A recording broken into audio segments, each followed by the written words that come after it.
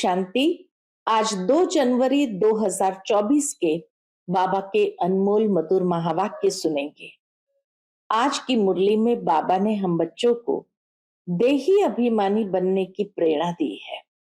बाबा कहे तुम बच्चों को देही अभिमानी बनना है तो तुम्हारे सारे विकल्प समाप्त हो जाएंगे।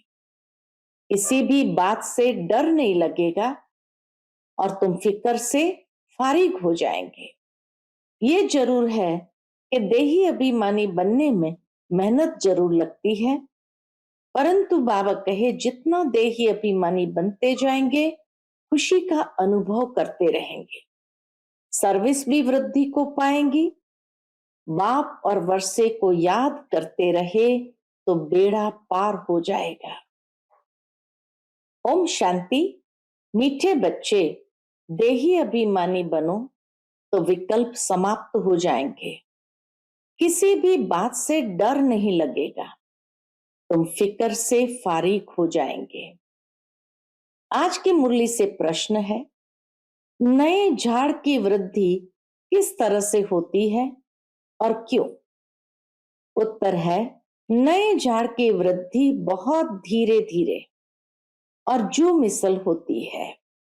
जैसे ड्रामा जो मिसल चल रहा है, ऐसे ड्रामा अनुसार ये झाड़ भी धीरे धीरे वृद्धि को पाता है, क्योंकि इसमें माया का मुकाबला भी बहुत करना पड़ता है। बच्चों को देही अभिमानी बनने में मेहनत लगती है। देही अभिमानी बने तो बहुत खुशी रहे। सर्विस में भी वृद्धि हो, बाप और वर्षे की याद रहे तो बेड़ा पार हो जाए। ओम शांति। रूहानी बाप बैठ रूहानी बच्चों को समझाते हैं। क्या समझाते हैं? रूहानी बाप भी अकाल मूर्त है। रूहानी बाप कहा जाता है परम पिता परमात्मा को। तुम बच्चे भी अकाल मूर्त हो। तुम सिख लोगों को भी अच्छी तरह से समझा सकते हो। यूं तो कोई भी धर्म वालों को समझा सकते हो। यह भी बाप ने बताया है कि यह झाड़ धीरे धीरे बढ़ता है। जैसे ड्रामा जो मिसल चलता है, वैसे झाड़ भी जो मिसल बढ़ता है। पूरा कल्प लगता है बढ़ने में। कि मनुष्य सृष्टि रूपी झाड़ को बढ़ने में 5000 साल पूरा कल्प लग जाता है। अभी तुम्हारा यह नया झाड़ है। तुम बच्चों के भी कल्प की आयु हो जाती है। 5000 वर्ष से तुम चक्र लगाते हो। जो मिसल ये चक्र चलता है। पहले पहले तो आत्मा को समझना है। यही डिफिकल्ट बात है। स्वयं को आत्म समझ कर चलना, यह है डिफिकल्ट बात।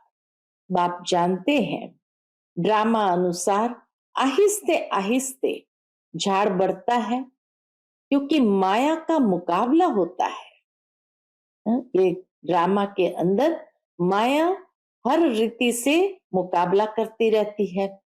इस समय उसका राज्य है, फिर तो रावण ही नहीं रहता।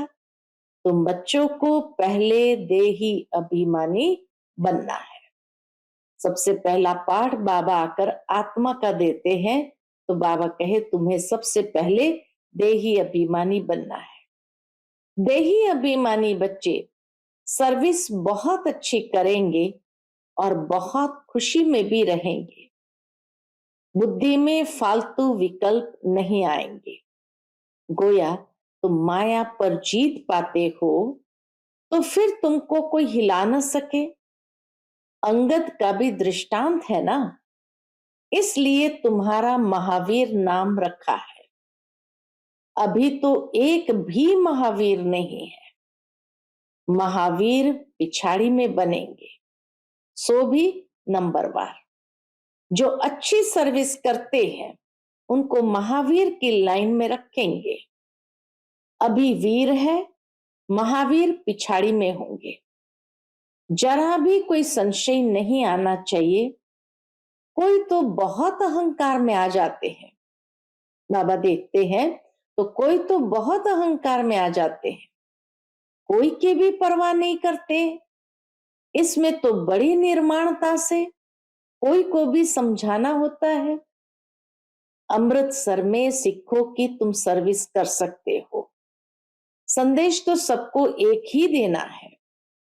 बाप को याद करने से तुम्हारी आत्मा की कट उतर जाएगी। वो लोग कहते हैं जब साहब की महिमा भी है। साहब उस परमात्मा के लिए कहते हैं तो साहब की महिमा भी है। एक ओमकार, सतनाम, अकाल मूरत। अब अकाल मूरत कौन है? कहते हैं सतगुरु अकाल। अकाल मूरत तो आत्मा है ना, उनको कभी काल खा न सके। आत्मा को तो पार्ट मिला हुआ है, सो तो पार्ट बजाना ही है। बाबा कहे आत्मा को जो पार्ट मिला है सो तो बजाना ही है। उनको काल खाएगा कैसे? शरीर को खा सकता है, शरीर को काल खा सकता है। आत्मा तो अकाल मूरत है। तुम सिखों के पास जाकर भाषण कर सकते हो, जैसे गीता वाले भी भाषण करते हैं। तुम बच्चे जानते हो भक्ति मार्ग की तो अथाह सामग्री है। ज्ञान जरा भी नहीं, ज्ञान का सागर है ही एक बाप। मनुष्य तो ज्ञानवान नहीं कहा जाएगा। देवताएं भी तो मनुष्य है ना, परंतु दैवी गुण है इसलिए देवता कहा जाता है। उन्हों को भी बाप से ही वर्षा मिला था। तुम भी इस राजयोग से विश्व के मालिक बन रहे हो। सतगुरु अकाल कहते हैं ना, सत्य तो वो एक ही बाप है, वही पतित पावन है। दो बाप का परिचय भी देना है। तुमको भाषण के लिए 2 मिनट मिले तो भी बहुत है। बाबा का कहीं भी जाओ, 2 मिनट भी अगर भाषण के लिए मिले तो भी बहुत है। 1 मिनट, 1 सेकंड मिले तो भी बहुत है। 1 मिनट, 1 सेकंड मिले तो भी बहुत है। जिनको कल्प पहले तीर लगा होगा उनको ही लगेगा, कोई बड़ी बात नहीं। सिर्फ पैगाम देना है। बाबा ने समझाया है, समझो गुरु नानक आता है तो वह कोई मैसेज नहीं देते कि तुमको वापस घर चलना है। उसके लिए पवित्र बनो। वह तो पवित्र आत्माएं ऊपर से आती है, उनके धर्म की वृद्धि होती है, आते रहते हैं।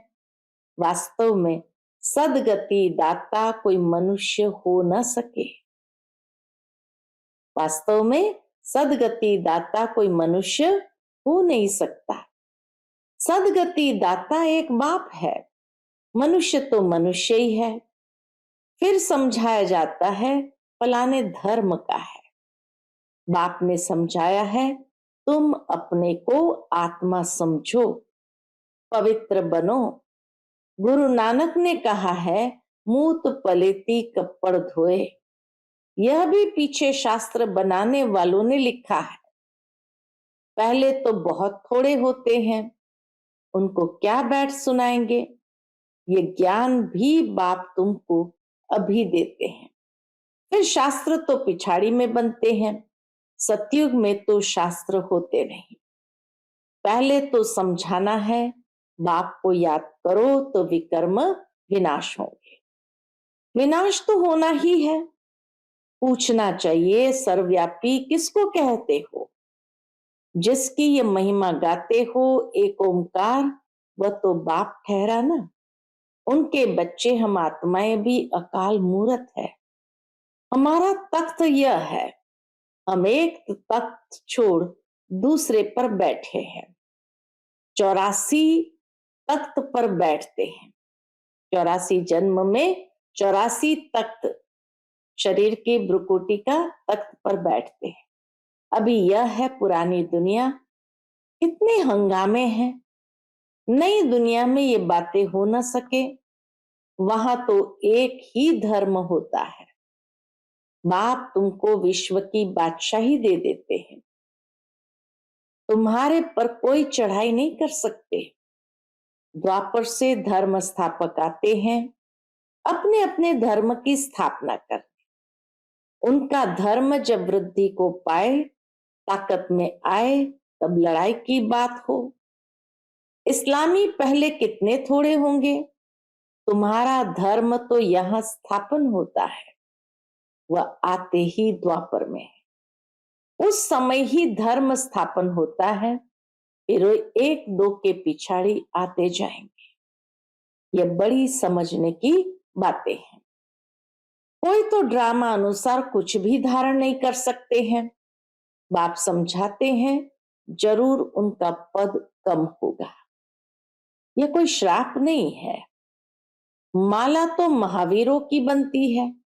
ड्रामा अनुसार सभी एक जैसा पुरुषार्थ तो कर नहीं सकते, आगे भी नहीं किया होगा। कहेंगे फिर हमारा क्या दोष है। बाप भी कहते हैं तुम्हारा कोई दोष नहीं, तकदीर में नहीं है तो बाप क्या कर सकते हैं। समझ सकते हैं कौन कौन किस पद के लायक है। सिखों को भी समझाना है कि साहब को जपो तो सुख शांति मिले। उनको सुख तब मिलता है, कब?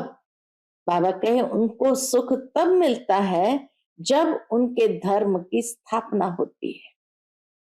अब तो सब नीचे आ चुके हैं, तुम मानते हो सतगुरु अकाल, फिर गुरु किसको कहते हो?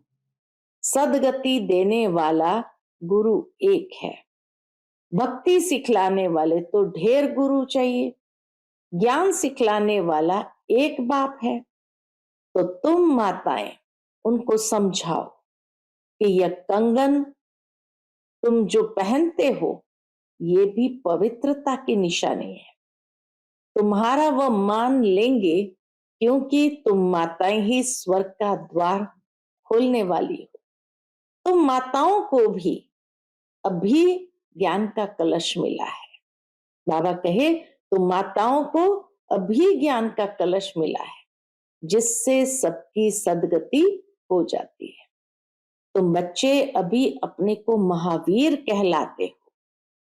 तुम कह सकते हो हम गृहस्थ व्यवहार में रह स्वर्ग की स्थापना कर रहे हैं। रात दिन का फर्क है।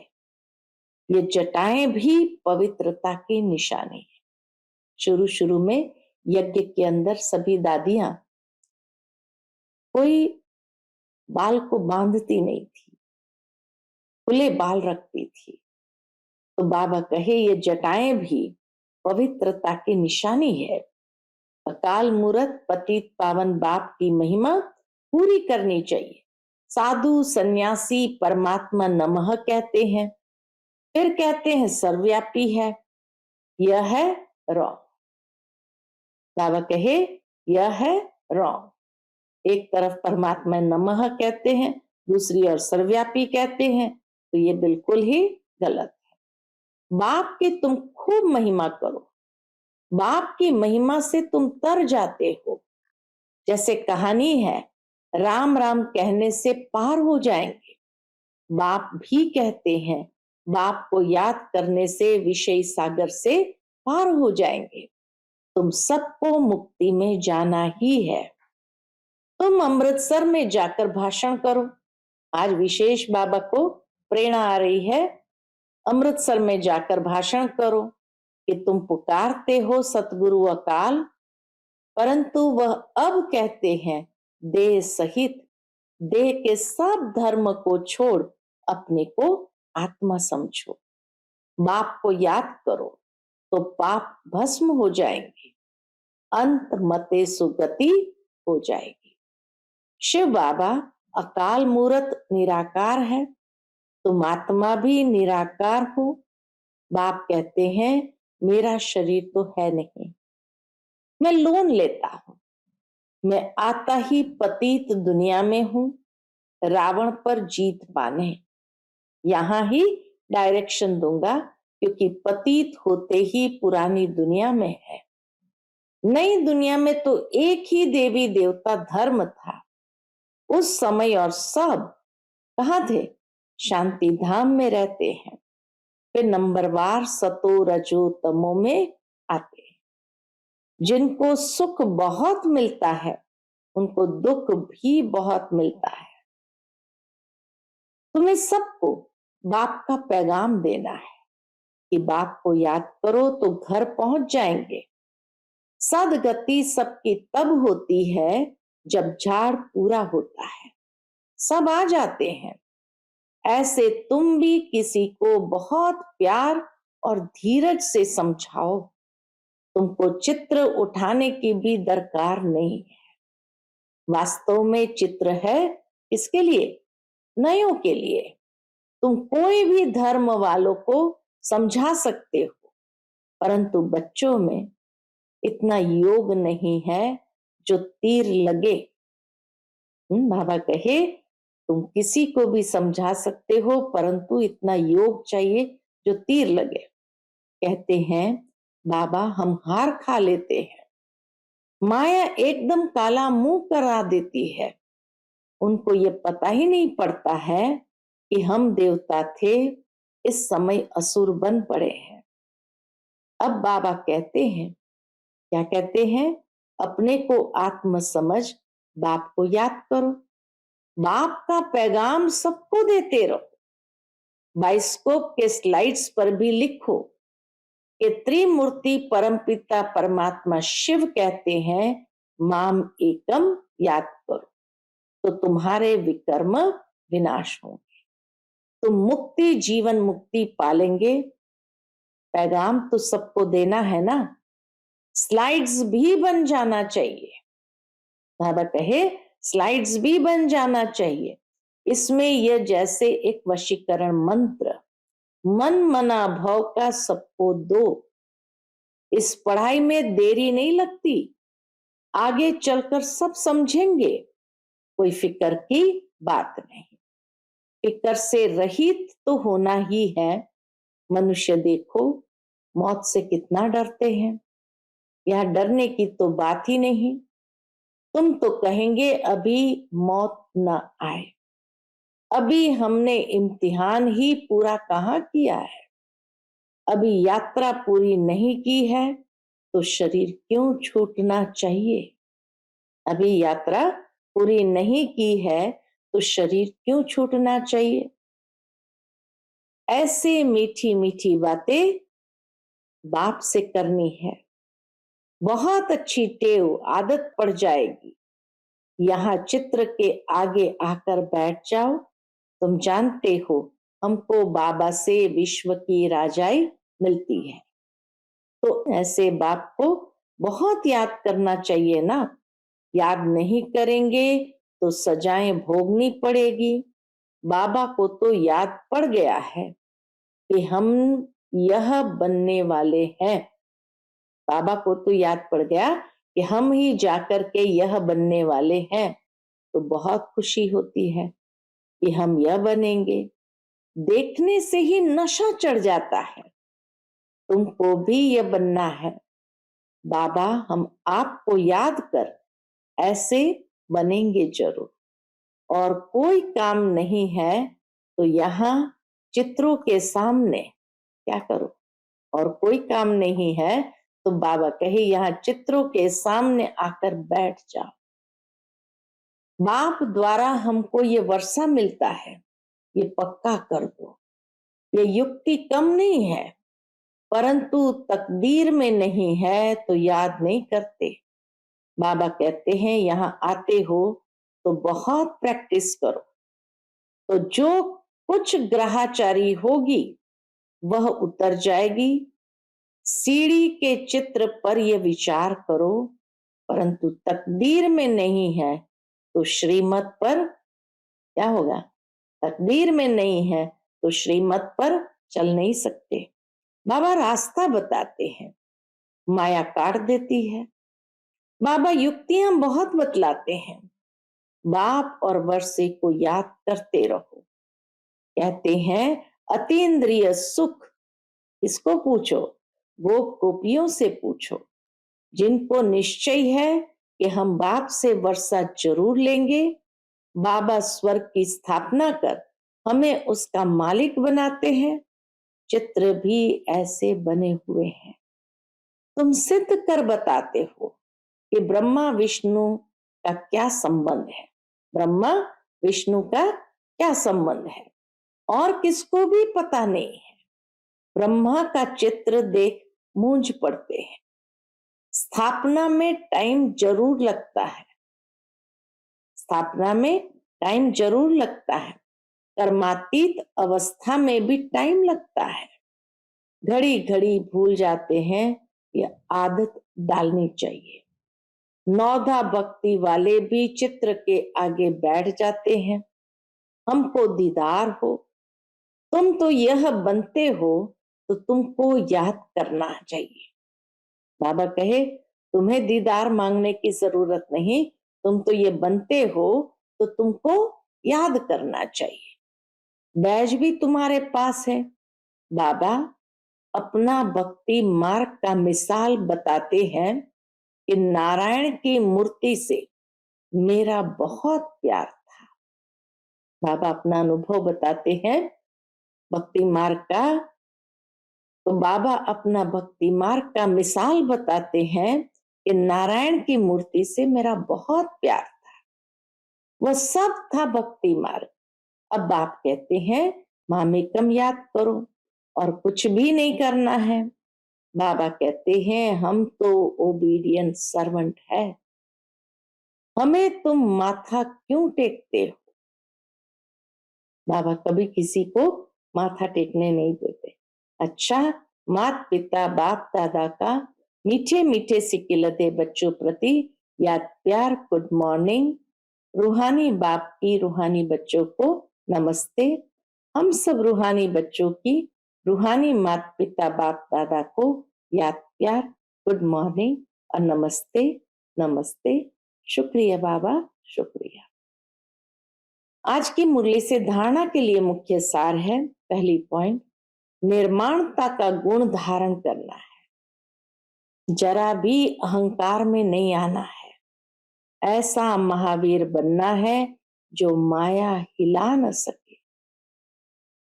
दूसरी पॉइंट, सभी को मन मना भव का वशीकरण मंत्र सुनाना है। बहुत प्यार और धीरज से सबको ज्ञान की बातें सुनानी है। बहुत प्यार और धीरज से सबको ज्ञान की बातें सुनानी है। बाप का पैगाम सब धर्म वालों को देना है। आज का बाप दादा का मधुर वरदान हम बच्चों के लिए है। कर्म और संबंध दोनों में, कर्म और संबंध दोनों में स्वार्थ भाव से मुक्त रहने वाले बाप समान कर्मातीत भव। कर्म और संबंध दोनों में स्वार्थ भाव से मुक्त रहने वाले बाप समान कर्मातीत भव। आप बच्चों की सेवा है सबको मुक्त बनाने की, तो औरों को मुक्त बनाते स्वयं को बंधन में बांध नहीं देना। जब हद में मेरे से मुक्त होंगे तब अव्यक्त स्थिति का अनुभव कर सकेंगे। जो बच्चे लौकिक और अलौकिक, कर्म और संबंध दोनों में स्वार्थ भाव से मुक्त है, वही बाप समान कर्मातीत स्थिति का अनुभव कर सकते हैं। तो चेक करो, क्या चेक करना है? तो चेक करो कहां तक कर्मों के बंधन से न्यारे बने हैं, व्यर्थ स्वभाव संस्कार के वश होने से मुक्त बने हैं। कभी कोई पिछला संस्कार स्वभाव वशीभूत तो नहीं बनाता है। आज का स्लोगन है समान और संपूर्ण बनना है तो स्नेह के सागर में समा जाओ। समान और संपूर्ण बनना है तो स्नेह के सागर में समा जाओ। अच्छा, इस अव्यक्त मास में आज का पुरुषार्थ है अव्यक्त साइलेंस द्वारा डबल लाइट फरिश्ता स्थिति का अनुभव करो। अव्यक्त साइलेंस द्वारा डबल लाइट फरिश्ता स्थिति का अनुभव करो। अभी तीव्र पुरुषार्थ का यही लक्ष्य रखो कि मैं डबल लाइट फरिश्ता हूं, चलते फिरते फरिश्ता स्वरूप ही, चलते फिरते फरिश्ता स्वरूप की अनुभूति को बढ़ाओ। डीप साइलेंस द्वारा, एकदम डीप साइलेंस द्वारा अशरीरीपन का अभ्यास करो। सेकंड में कोई भी संकल्पों को समाप्त करने में संस्कार स्वभाव में डबल लाइट रहो। कहाँ रहना है? संस्कार और स्वभाव में डबल लाइट रहो। अच्छा, Om Shanti. Click here to like and subscribe our channel and press the bell icon to stay updated with the latest videos.